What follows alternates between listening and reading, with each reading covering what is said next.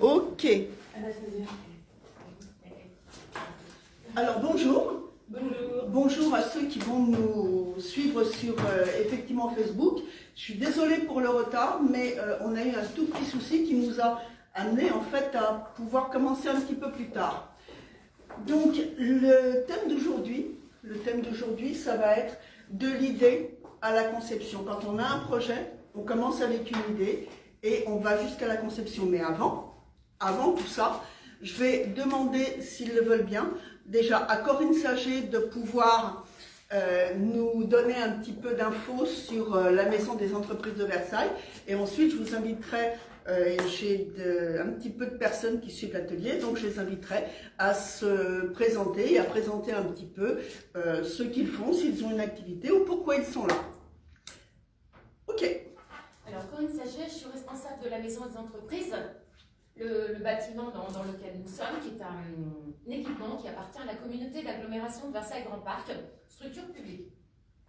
Pour faire simple, en gros, 3 activités. L'une, location de bureaux, salle de réunion, domiciliation et petit espace de coworking, donc plutôt orienté vers des jeunes entreprises, dans le cadre de contrats très très souples. Deuxième activité, celle qui correspond à ce que nous faisons ce matin, sont des ateliers collectifs, voire des consultations individuelles sur des sujets censés correspondre aux préoccupations, aux centres d'intérêt, aux problèmes que rencontrent les jeunes entreprises ou porteurs de projets. Ces ateliers sont ouverts à nos locataires, nos clients, mais également beaucoup plus larges. Donc toute personne en création d'entreprise, qu'elle soit sur le territoire de Versailles-Grand Parc ou pas, peut y participer. Et c'est totalement gratuit.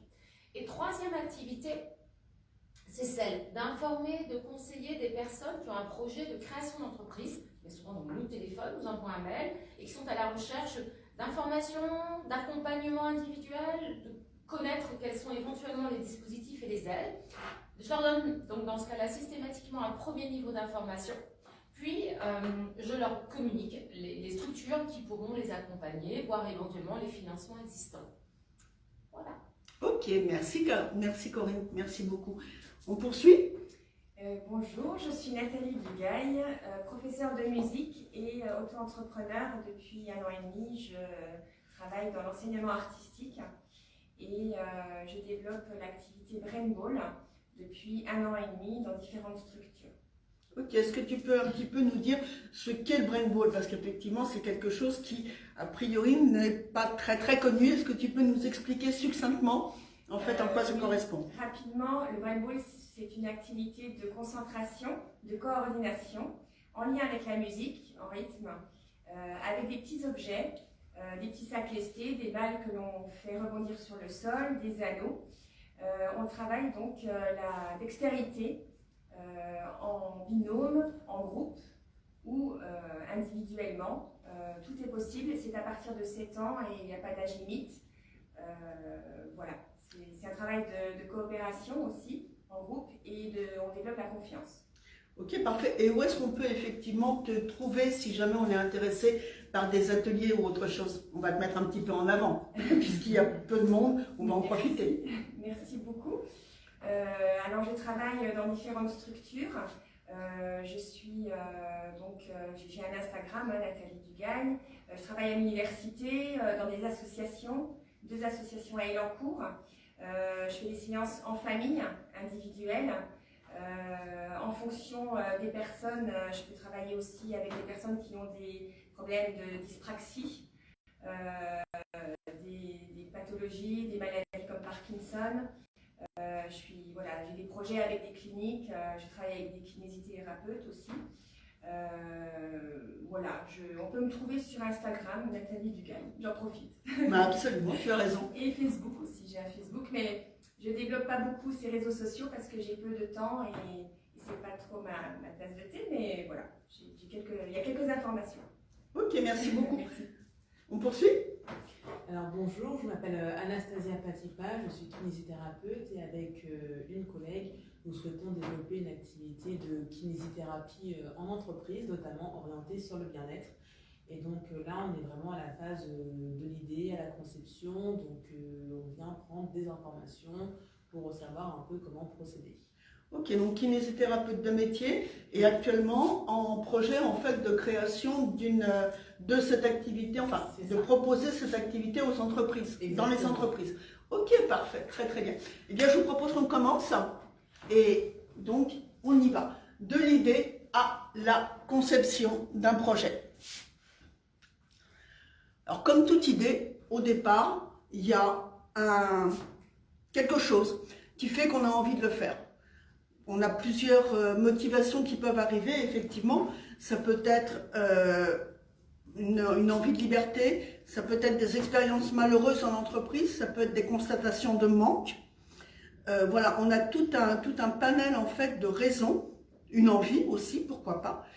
Et on a tout un panel de raisons en fait qui vont faire qu'à un moment, on va se dire mais pourquoi je ne ferais pas ça?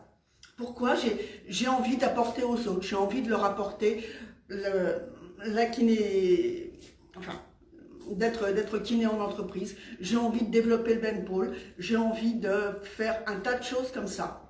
Ok, c'est génial, c'est parfait. Mais si on se lance en fait comme ça, si on se lance juste en disant j'ai envie de et en sortant quelque part de salariat, bah, c'est un petit peu comme si on montait au 200e étage d'une tour et puis qu'on se jetait dans le vide en disant « Youpi, je vole » sans avoir de parachute. Ce qui veut dire qu'à un moment ou à un autre, bah, le jusqu'ici ça va, on va se trouver avec du béton et on va faire une belle rencontre qui nous donnera absolument rien. Donc l'objet d'aujourd'hui, c'est de vous partager un petit peu les 3 grandes étapes d'une création d'entreprise, de la création d'un projet. Donc de vous amener les 3 étapes qui peuvent amener de l'idée à la conception, et à l'intérieur de ces 3 étapes, les degrés, en fait, les marches qu'il va y avoir à travailler. À votre avis, j'ai une question pour vous, quelles sont les 3 étapes qui vont permettre de pouvoir créer un business? Est-ce que quelqu'un a une idée? Alors vous, sur Facebook, si effectivement vous êtes là et que vous avez des idées, n'hésitez pas à le mettre en commentaire. Moi là, effectivement, je ne peux pas voir les commentaires, mais je vous répondrai ou je vous dirai après. Pas d'idée? Elle n'était pas inscrite dans l'invitation. Les trichés parce que je les avais lues. Ok, donc les 3 grandes étapes, il n'y a pas de souci. Les 3 grandes étapes, c'est attirer, convertir, livrer. Quand on commence un projet, quand on a une idée, la première des étapes, c'est d'attirer. Et quand on veut attirer, on a 3 choses, en fait, à travailler. C'est 1, le positionnement, 2, la cible, 3, la visibilité. Et quand on aura travaillé ces 3-là, on risque de commencer à avoir ce que l'on appelle des prospects. Dans la conversion, la 2e étape, on va trouver effectivement l'interaction, la confiance et l'appartenance. L'interaction avec vos clients, avec les prospects qui viennent vous voir. La confiance, c'est créer effectivement une relation qui soit basée sur de l'écoute, sur de la compréhension. Et l'appartenance, parce que fédérer un groupe, ça permet effectivement de pouvoir être plus fort et de pouvoir avoir un réseau qui commence à se créer. Et livrer. Alors livrer, c'est quoi? Livrer, c'est commencer à se faire payer. Livrer, c'est amener au départ des résolutions de problèmes rapides, construire une offre principale et en fin de compte, y ajouter des compléments et pouvoir attirer des partenaires qui vont vous permettre en fait de pouvoir tout simplement développer autre chose, avoir des financements. Je vais me mettre de l'autre côté, je crois. Non, c'est la caméra, je vais juste me décaler ici. Ok, il n'y a pas de souci. Et donc, de pouvoir derrière avoir le fil d'une première création et en fait, ensuite, de pouvoir recommencer le cycle pour pouvoir apporter quelque chose de plus. Alors, on va essayer de voir ça un petit peu en détail. Et donc, je vais reprendre la première partie, attirer et attirer le positionnement. Petit a, le positionnement. C'est quoi un positionnement? Un positionnement, c'est une identité. Un positionnement, c'est une identité vis-à-vis de soi-même. C'est une identité vis-à-vis des autres. C'est-à-dire que quand on a une idée, on va d'abord voir pourquoi cette idée est importante pour nous. Pourquoi cette idée nous fait vibrer? Pourquoi est-ce qu'on a envie de travailler sur cette idée? Pourquoi est-ce qu'on a envie de la proposer? Et tout ça, ça correspond effectivement à quel entrepreneur je veux être, quelle image je veux envoyer par rapport à l'activité que j'ai envie de proposer. Donc on va aller travailler là-dessus. Je ne vais pas m'étendre, mais on va aller travailler sur l'identité, sur les valeurs, sur qu'est-ce que j'ai envie d'être, qu'est-ce que j'ai envie d'incarner en fait. Pour moi, déjà au départ, par rapport à mon projet. Et on va amener ce même travail pour l'extérieur. C'est-à-dire ce projet, qu'est-ce qu'il va représenter pour les autres? Qu'est-ce que les autres peuvent en attendre? Qu'est-ce que j'ai envie en fait que les autres trouvent comme bénéfice dans mon projet? Et là, on va avoir un positionnement parce qu'on va commencer effectivement à pouvoir créer un socle, à pouvoir créer une base sur laquelle le projet va commencer effectivement à reposer. Une fois qu'on a cette base, donc qu'on sait qui on est quelque part, qui on est vis-à-vis de nous, qui on est vis-à-vis des autres, ben, il va falloir aller chercher à qui je veux proposer mon projet. La cible, ce qu'on appelle la cible. Mais la cible, ce n'est pas forcément quelqu'un ou une catégorie de personnes. Ça peut être aussi une catégorie de problèmes. Par exemple, si on peut très bien avoir un projet, par exemple, si on parle de coaching, par exemple, si on parle de coaching, on peut avoir effectivement une cible qui va être, par exemple, je vais accompagner, comme que je suis moi, je vais accompagner les entrepreneurs et les porteurs de projets à pouvoir créer leur business et à pouvoir se réaliser, en fait, dans la création de ce qu'ils ont à proposer. Ça, c'est une cible. Ma cible, les entrepreneurs, les porteurs de projets. Mais on peut aussi avoir des secteurs. Certains coachs, par exemple, pourraient travailler sur le syndrome de l'imposteur, directement. Et là, on n'a plus quelqu'un ou une catégorie de personnes qu'on va aller chercher. On va avoir un malaise, quelque part, qu'on va pouvoir identifier et où on va pouvoir aider à avancer. J'espère que je suis claire. Est-ce que c'est clair? Oui. Ok.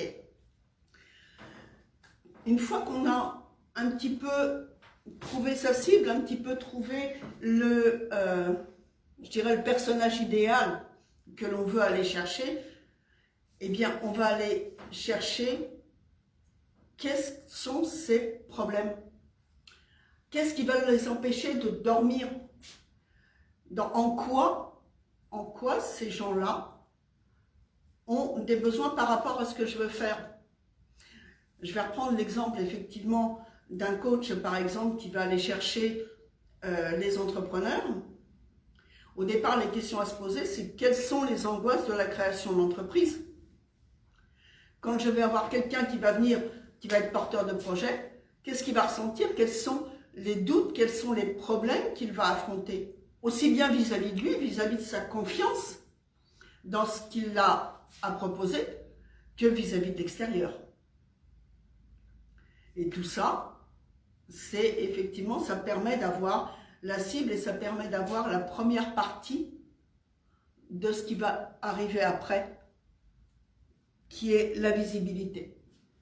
Donc attirer, avant de pouvoir convertir, il va falloir attirer des gens.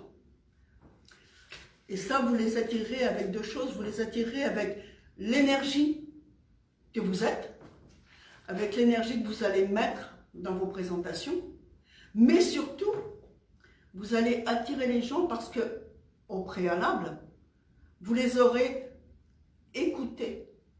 Vous aurez été les écouter.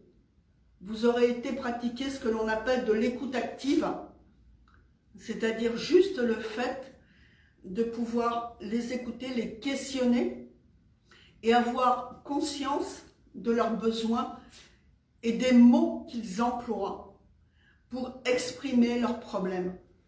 Et ça, c'est important parce qu'à partir du moment où les gens vous exposent un problème avec leurs mots, vous ne pourrez en fait converser, vous synchroniser avec eux que si vous exprimez, que si vous remettez les mêmes mots. Pourquoi? Juste un petit exemple. Dans une entreprise, 2 personnes ont travaillé, etc. et viennent exposer le résultat de leur travail.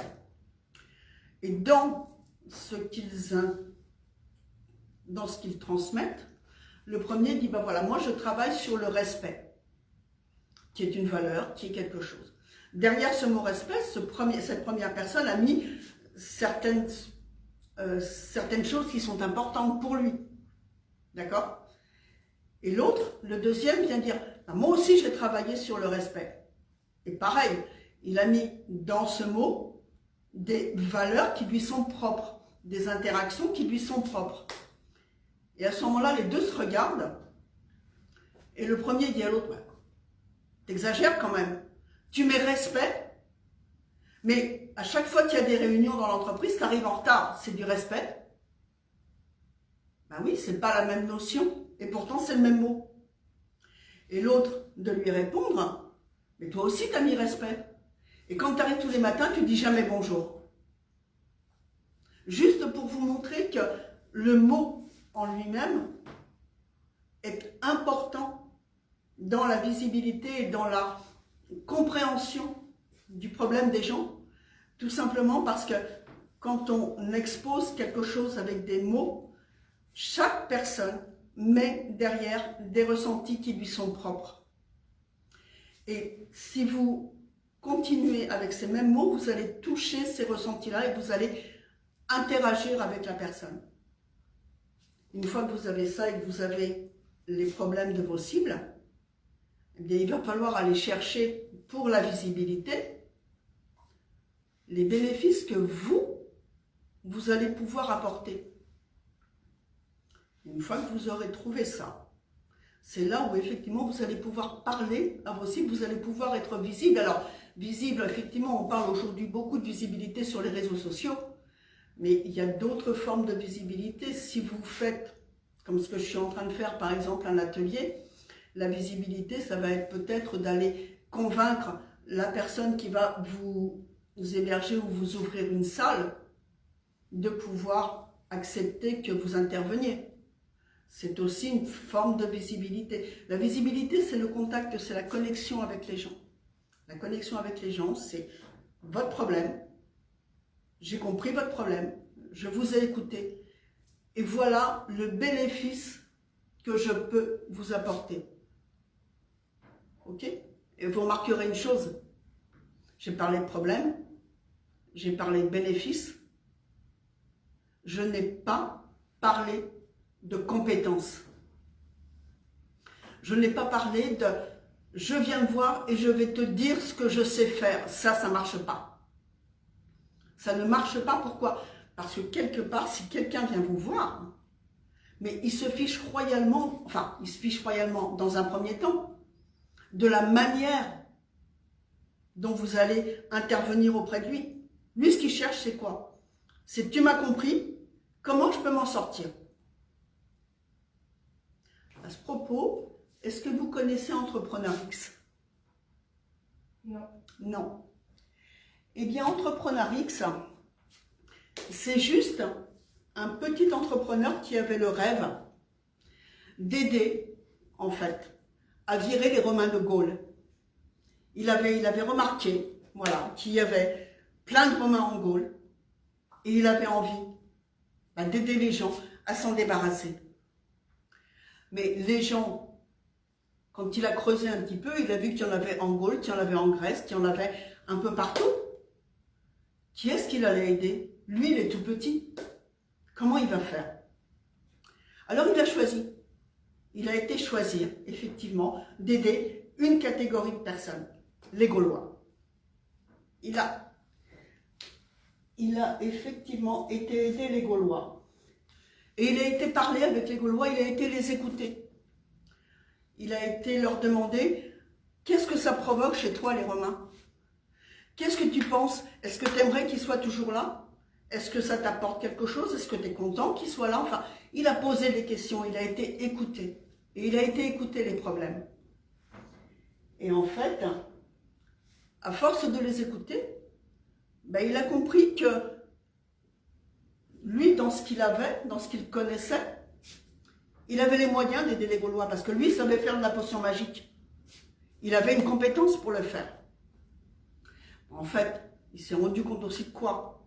Que si il allait dire aux Gaulois, coucou, j'ai une potion magique, et elle est composée comme ci, comme ci, comme ci et comme ça, les Gaulois s'en foutent. Les Gaulois, qu'est-ce qu'ils voulaient? Ils voulaient retrouver leur liberté. Et donc, au vu de ça, effectivement, Entrepreneurix a commencé à communiquer sur quoi? Vous n'êtes pas bien avec les Gaulois, avec les Romains, et vous voulez être libre. Et moi, je peux vous aider à obtenir ce que vous voulez. Il n'a pas dit comment. Il leur a dit, eh oh, écoutez-moi, j'ai la possibilité de pouvoir vous aider à réaliser votre rêve. Ok? Ça vous va tout ça? Oui, oui. Ok. C'est vrai que c'est important le fait de s'intéresser aux problèmes de la personne avant toute chose, montrer à la personne qu'elle nous intéresse et qu'on peut l'aider à régler ses problématiques en fait. Effectivement, ce qui est extrêmement important dans la visibilité, c'est la reconnaissance de l'autre. Oui. C'est le fait juste de lui dire, ok, je sais qu'il y a un problème, je t'ai entendu et je t'en parle parce que j'ai compris ton problème. Ça, c'est important. En entreprise, effectivement, les kinés en entreprise, vous n'allez pas dire, coucou, je sais faire là. Je n'ai pas la notion de ce qu'est les kinés, enfin, je n'ai pas tous les termes kinésiologiques, pardon. Mais vous n'allez pas aller voir le patron d'une entreprise en disant, écoute, je sais faire des massages, je sais faire ça, si quelqu'un a mal au dos, machin. Ok, t'es kiné, c'est bien. Mais c'est quoi le bénéfice que tu vas apporter à mon entreprise? Est-ce que ça va aider les gens à être plus performants? Est-ce que ton intervention va permettre de la détente? Va finalement améliorer les relations entre mes employés parce que comme ils seront plus détendus, ils auront moins mal, ils seront moins agressifs. Et on va chercher les bénéfices à partir de ce moment-là, à partir du moment où tu auras la capacité de pouvoir aller exposer non pas ce que tu sais faire, mais le bénéfice que tu apportes. Tu vas avoir une forme de visibilité et ce bénéfice, tu ne pourras l'indiquer que parce que tu auras conscience des problèmes si tu n'interviens pas. Si tu n'interviens pas en entreprise, tu vas avoir peut-être des burn-out, peut-être de l'absentéisme à haute dose, de l'agressivité entre salariés, de l'indisponibilité, du fait des salariés qui vont travailler moins vite parce qu'ils ne seront pas dans le bien-être, ils ne seront pas dans l'ouverture, tu vois. Par contre, tu ne vas pas dire, je sais qu'il n'est pas dans l'ouverture, donc je vais lui faire un massage, et puis, non, on s'en fiche que tu lui fasses un massage, que tu l'écoutes, ou que tu ailles, lui gratter la plante des pieds. C'est une façon de parler, d'accord? Tu vois ce que je veux dire? Ok, parfait.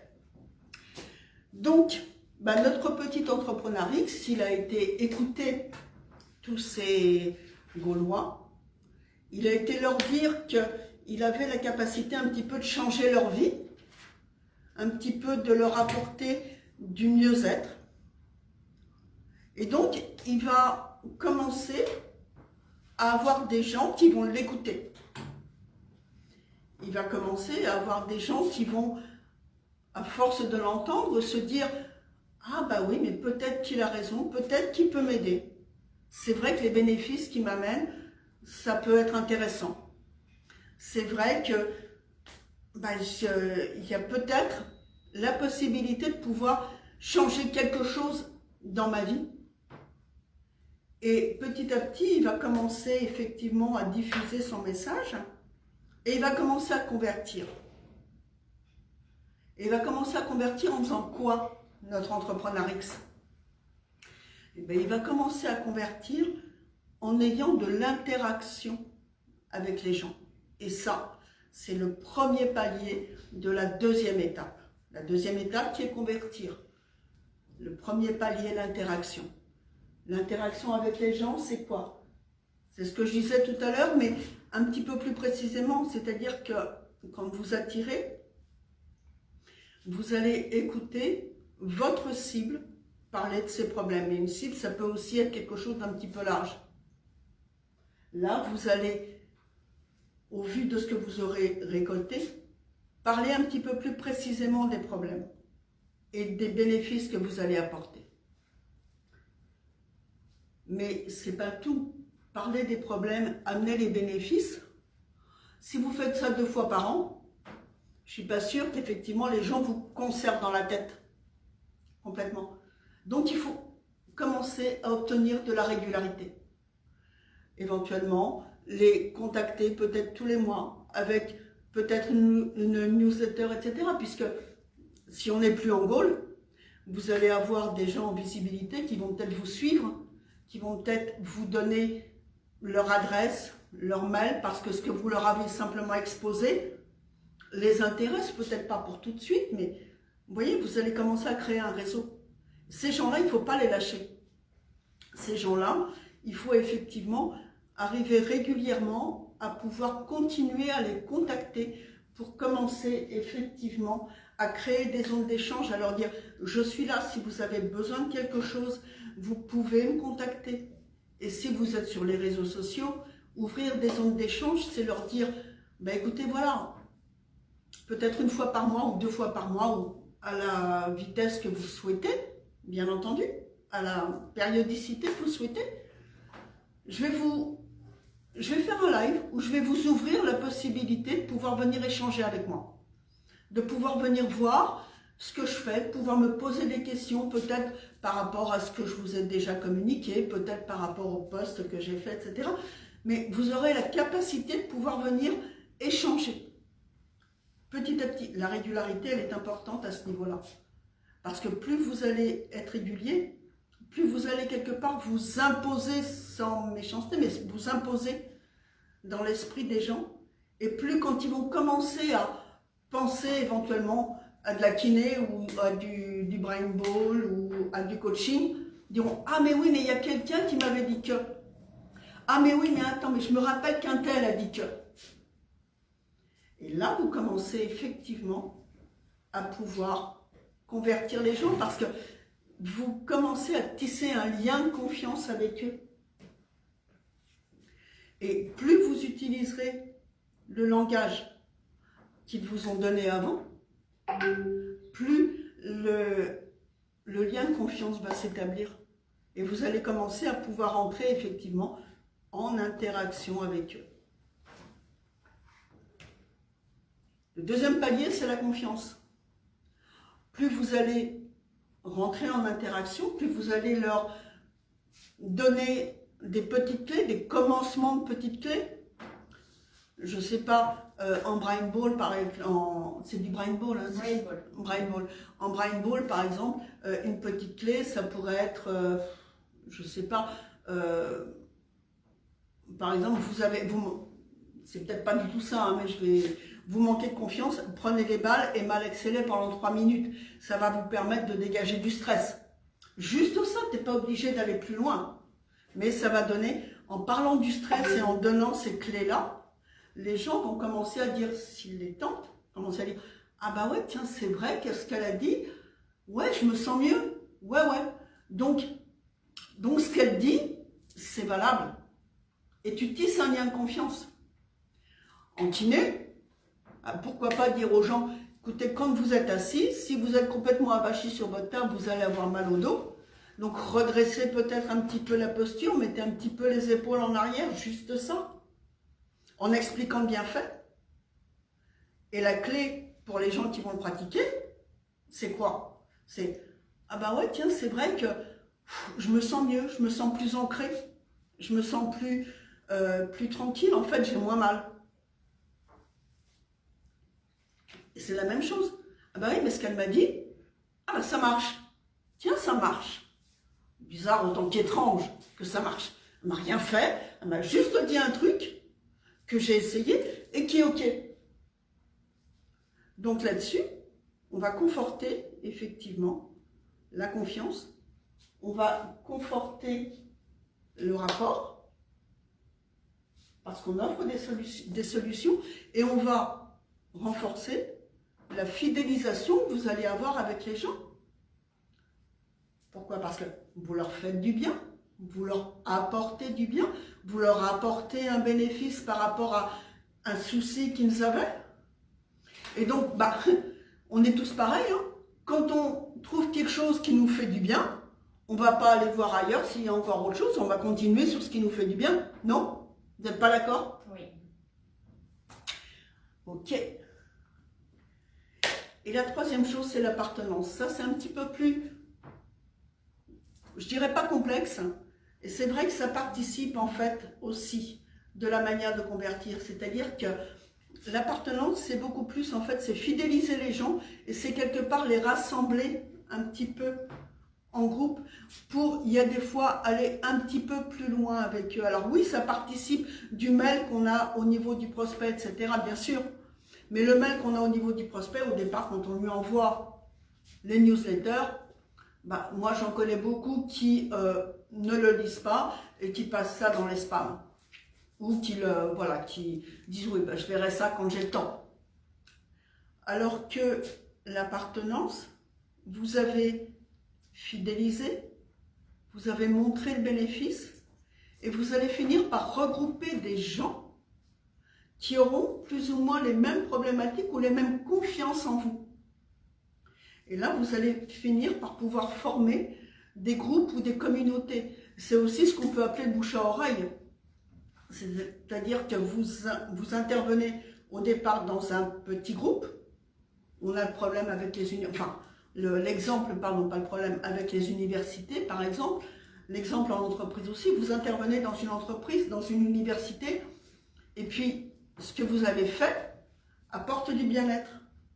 Ben, qu'est-ce que vont faire les gens qui ont participé? Ils vont en parler. Ils vont en parler. Autour d'eux. Absolument, ils vont en parler à d'autres. Donc, ils vont venir grossir. Peut-être pas une communauté au sens réseaux sociaux, peut-être pas un groupe, peut-être pas... on peut le faire aussi sur les réseaux sociaux, hein, mais à l'extérieur, vous allez avoir en fait, par le bouche à oreille, la création d'une communauté de gens qui vont se former autour de vous, autour de vos pratiques, et qui vont effectivement essaimer, qui vont un petit peu arroser, je dirais, au niveau N ou N+1 ou N+2. C'est de la recommandation. C'est un petit peu ce que je vis à l'université, c'est-à-dire que le Brainball, l'activité Brainball que je développe à l'université, les étudiants qui participent en parlent aux autres étudiants et le personnel administratif qui participe à mes séances reviennent la fois suivante avec des collègues de travail. Eh ben voilà, exactement. Tout à fait ça. Exactement.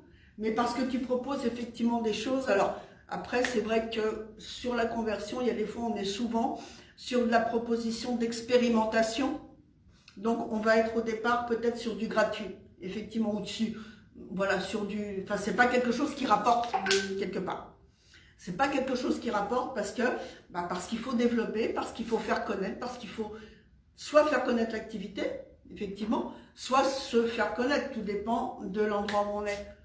Mais en entreprise, par exemple, pour les kinés, tu peux ne serait-ce que proposer, par exemple, une première ou une deuxième intervention qui vont certes être gratuites, mais qui vont amener le bénéfice. Et ensuite, travailler sur, voilà, vous avez vu ce que ça donne. Donc maintenant, Maintenant qu'Entrepreneur X, effectivement, il a vu, bah oui, parce que je suis quand même mon histoire. Maintenant qu'Entrepreneur X, effectivement, il a vu quoi? Il a vu déjà qu'à force de rencontres régulières, d'écoute, de réunions, etc., il commençait à fidéliser les gens. Qu'il a vu aussi que cette fidélisation, ça amenait peut-être la confiance parce que les clés qu'il donnait, quand il a donné un petit peu de potion magique, bah, ça a permis de résoudre des conflits, ça a permis de résoudre des problèmes. Ok? Et que petit à petit, bah, comme on a 2-3 personnes qui ont, 2-3 Gaulois qui ont résolu quelques petits problèmes gratuits, hein, ça, ok? Bah, ils en ont parlé aux autres et ça a fait un groupe. Qu'est-ce qu'il va faire maintenant Entrepreneur X? C'est qu'est-ce que vous allez faire vous? Vous allez commencer à livrer. Vous allez commencer à livrer et la livraison c'est quoi? Ça se fait en 3 étapes en fait. Livrer veut dire délivrer et délivrer quelque part financièrement. Mais vous ne pouvez pas de but en blanc arriver et dire ok, j'ai fait une expérimentation, je t'ai proposé un truc et puis maintenant je te fais une offre complète de 6 mois d'intervention en entreprise à 10 000 euros. Ça va mal passer. Et puis, bah, les gens qui te suivent, s'ils te suivent à titre gratuit, ils vont dire waouh, elle était gratuite. Aujourd'hui, elle me demande 10 000 euros, c'est quoi ce truc? Pourquoi? Donc, le premier stade de la livraison, c'est ni plus ni moins que de faire ce que l'on appelle de la résolution immédiate. Résolution immédiate, c'est-à-dire proposer une petite intervention, résoudre des problèmes qui sont plus petits, mais qui vont être résolus de manière immédiate ou quasiment immédiate. C'est tout simplement, par exemple, voir en entreprise et dire « Ah mais, ok, pendant qu'on parle, vous avez un salarié qui a mal au dos. Mais attendez, juste, je vous propose une intervention, ce sera pas grand-chose, 10 euros, 20 euros, peu importe. Hein, je n'ai pas de notion d'effectuer. 10 euros, 15 euros, et je vais le soulager. » Ah bah oui, mais on cumule, en fait, tout ce qui est les éléments de conversion et on passe sur du financier, sur du payant. Mais on n'y passe pas encore une fois, en sautant du 200e étage. On va monter étage par étage. En Brain Ball, je pense à peu près la même chose.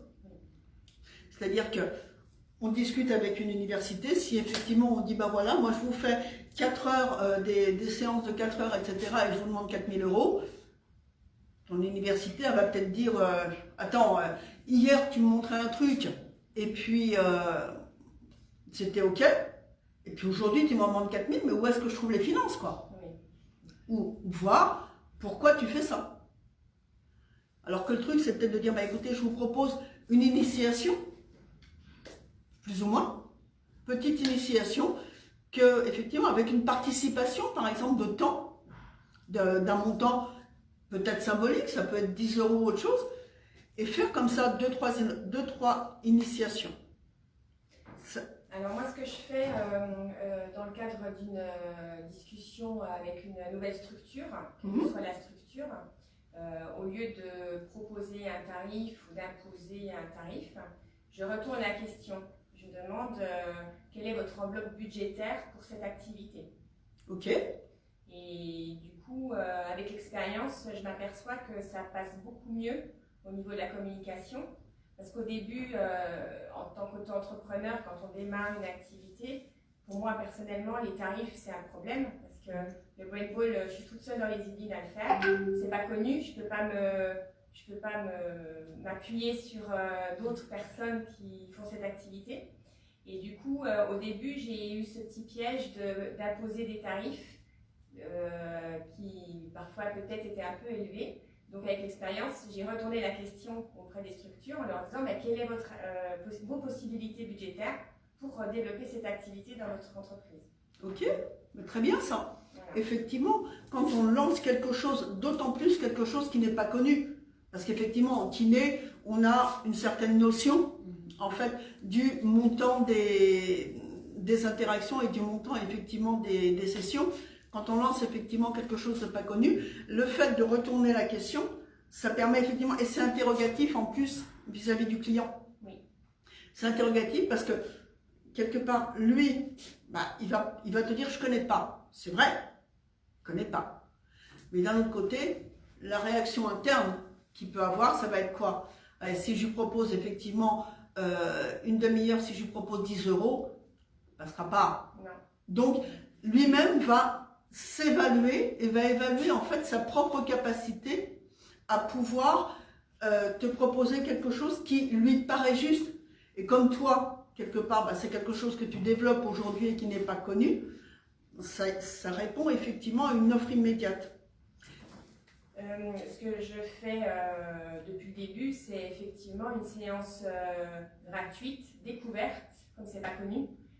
Je propose gratuitement une séance avec les personnes qui organisent l'activité pour qu'elles sachent réellement de quoi elles parlent, qu'elles connaissent bien l'activité avant de réellement la proposer au sein de la structure.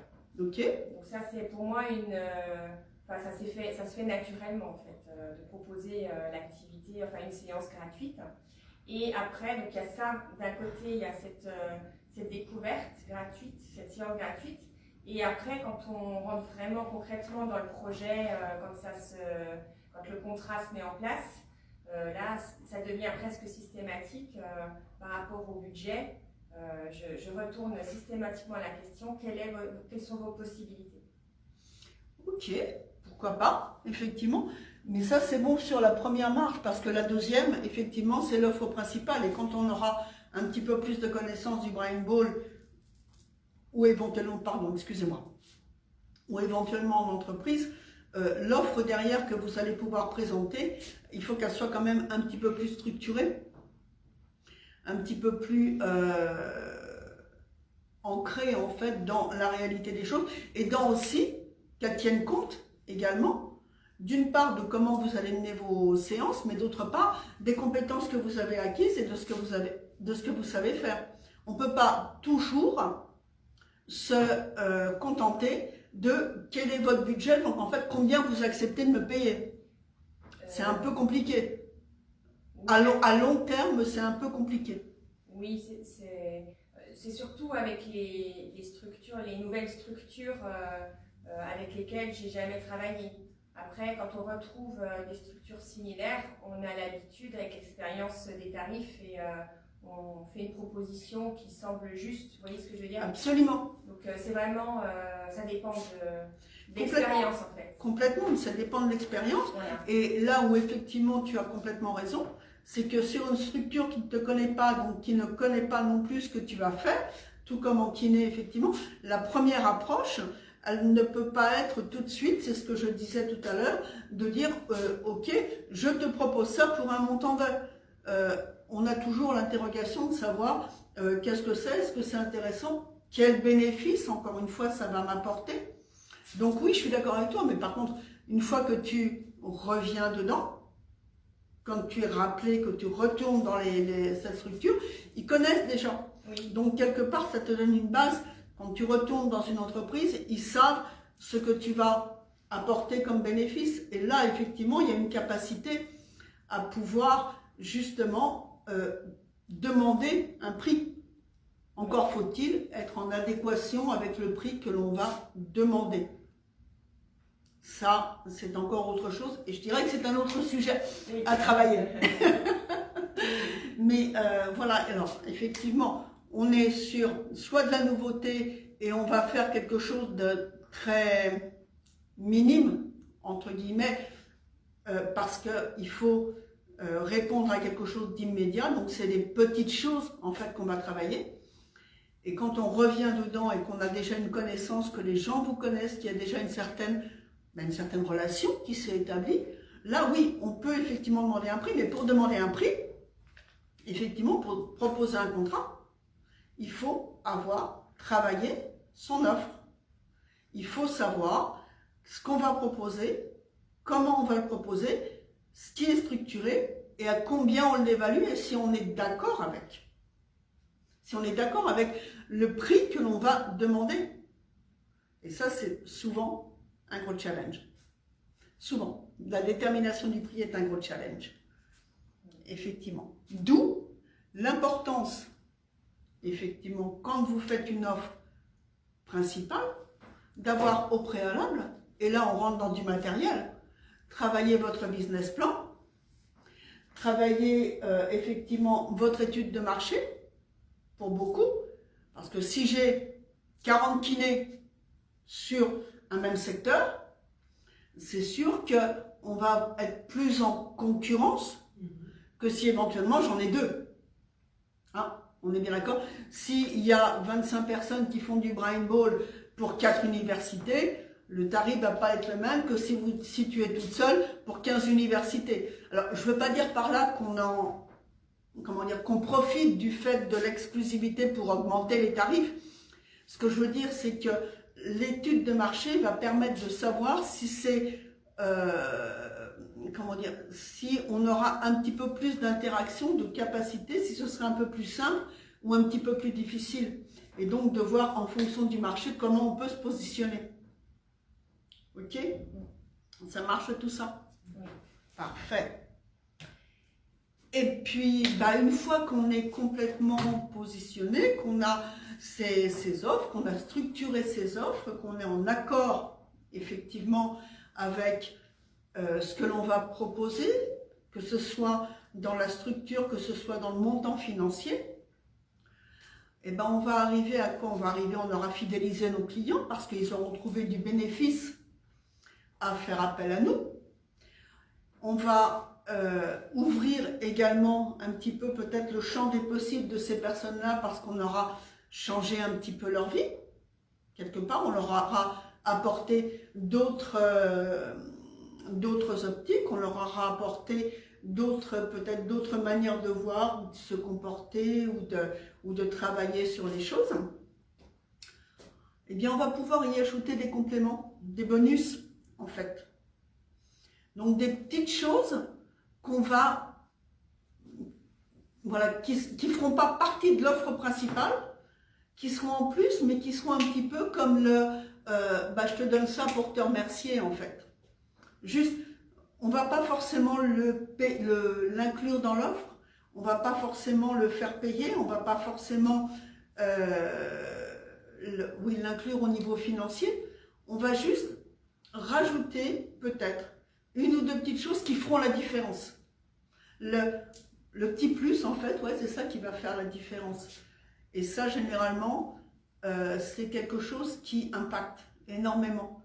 Parce que sur une proposition qui va être faite par 4 personnes, le petit plus que vous allez mettre, la petite durée supplémentaire pour laquelle tu vas faire un massage, ou le petit traitement que tu vas amener en plus, par exemple, je sais pas, le petit exercice que tu vas donner en plus qui est pas, ou le petit conseil que tu vas donner en plus, ça va permettre aux gens de connecter vraiment avec toi, de vraiment aller chercher en disant waouh, ça, ok, elle a une offre, mais elle nous donne quelque chose en plus. Waouh, et en plus, c'est intéressant, ça va aller chercher. Ça, on en arrive à du marketing un petit peu, mais ça, il n'y a pas de souci là-dessus. Et une fois que vous avez tout ça et que vous avez ce retour, en fait, que vous avez cette, ce bouche à oreille, cette visibilité que vous avez créée, qu'est-ce que vous allez avoir peut-être? Des gens qui vont venir vous voir, qui vont dire hey, ton truc qui m'intéresse. Attends, ça ne te dirait pas de développer dans ce sens-là? Ou moi, je peux t'apporter telle chose et on va avoir peut-être des propositions d'alliance, de partenariat. Là, déjà, tu me disais, effectivement, avec une collègue, vous comptez en entreprise, mais à développer ça. Qu'est-ce qui prouve que derrière, il n'y a pas un ou deux kinés qui pourraient être intéressés et qui viendraient, ou des médecins, éventuellement, pourquoi pas, tu sais, pourrait te proposer par exemple de créer une maison médicale itinérante ou des choses comme ça. En Brain Ball, c'est pareil, peut-être, ah mais je suis intéressée, pourquoi est-ce que tu fais des formations? Est-ce que tu pourrais m'apprendre? Comme ça, on pourrait avoir plus de vues. Pendant que toi, tu es là, moi, je pourrais aller ailleurs, par exemple. Ça peut être bien d'autres choses.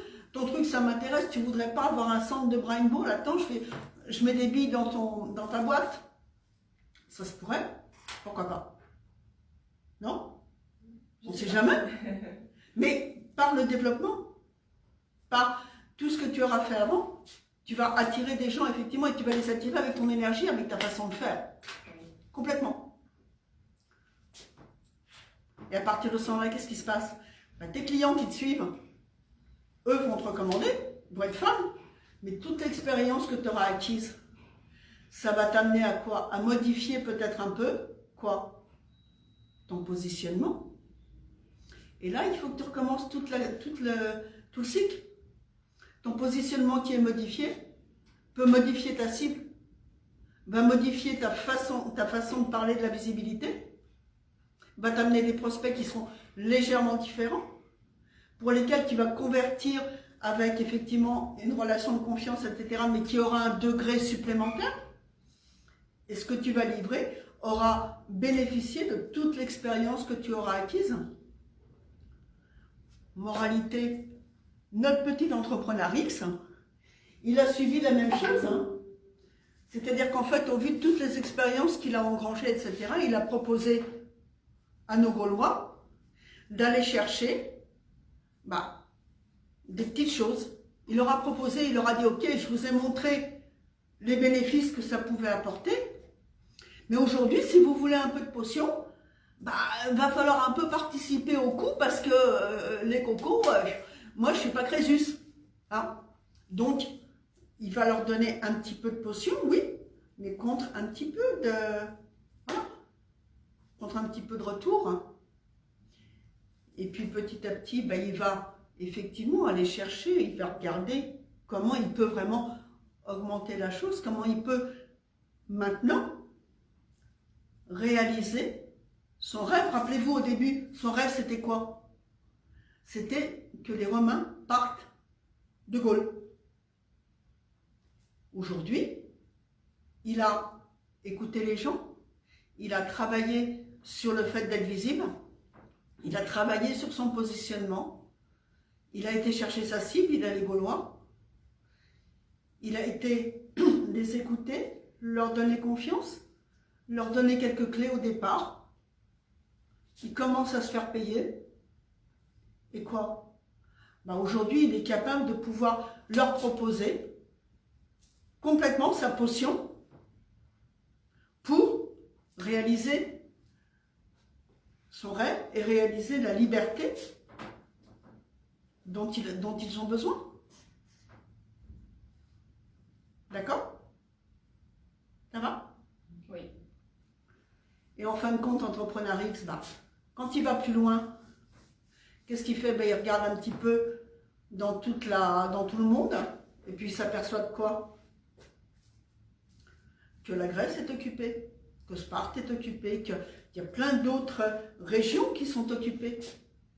Et là, par le bouche à oreille, par les druides qui sont venus aussi lui dire, mais attends, nous on peut t'aider, etc. On vient prendre des cours, en fait, pour pouvoir savoir comment tu fais, ou on peut t'aider à le faire.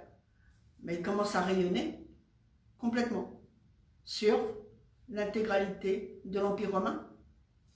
En faisant ça, vous allez rayonner sur, effectivement, le secteur d'activité que vous avez envie de toucher. Ok? Marche?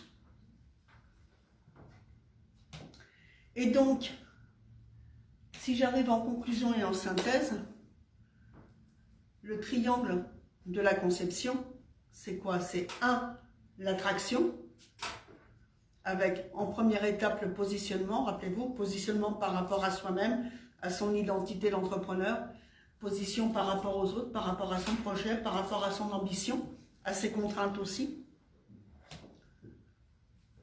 En deuxième, c'est trouver sa cible, pas forcément humaine, peut être sur un secteur, un problème, autre chose. Trouver sa cible, trouver le langage de sa cible, écouter sa cible.